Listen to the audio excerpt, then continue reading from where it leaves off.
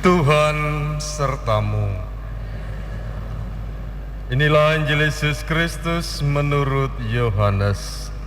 Dalam amanat perpisahannya, Yesus berkata kepada murid-muridnya, "Sekarang aku pergi kepada Dia yang telah mengutus aku, dan tiada seorang pun di antara kamu yang bertanya kepadaku, 'Kemana engkau pergi?' Tetapi karena aku mengatakan hal itu kepadamu, maka hatimu berduka cita. Namun benar yang kukatakan kepadamu adalah lebih berguna bagi kamu jika aku pergi. Sebab jikalau aku tidak pergi, penghibur tidak akan datang kepadamu. Sebaliknya jikalau aku pergi, aku akan mengutus Dia kepadamu. Dan kalau penghibur itu datang, Ia akan menginsafkan dunia akan dosa, kebenaran, dan penghakiman. Akan dosa karena mereka tetap tidak percaya kepadaku. Akan kebenaran karena aku pergi kepada Bapa, dan kamu tidak melihat aku lagi. Akan penghakiman karena penguasa dunia ini telah dihukum. Demikianlah Injil Tuhan.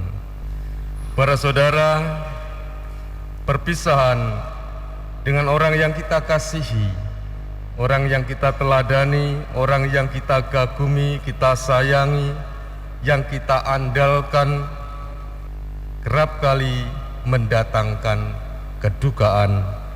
Demikian jugalah yang dirasakan oleh para murid ketika Yesus mengatakan bahwa Dia akan pergi dan tidak akan berjumpa lagi dengan mereka.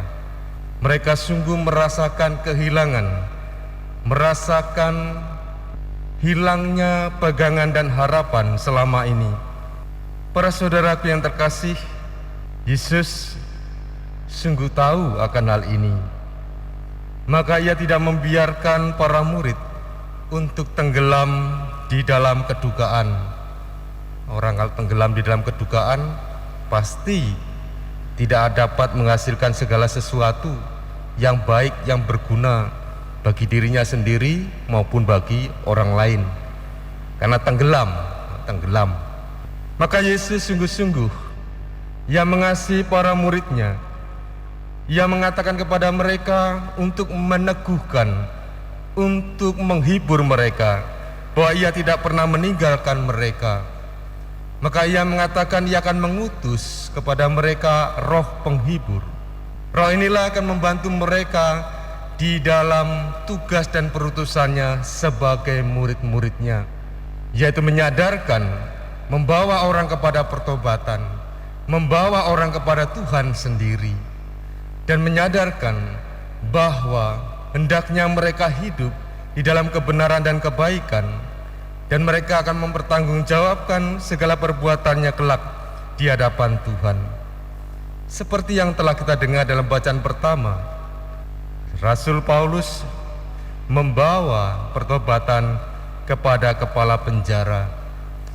Para saudaraku yang terkasih, kita para murid-Nya juga diberi karunia Roh Kudus itu sejak kita dibaptis dan diteguhkan lewat krisma.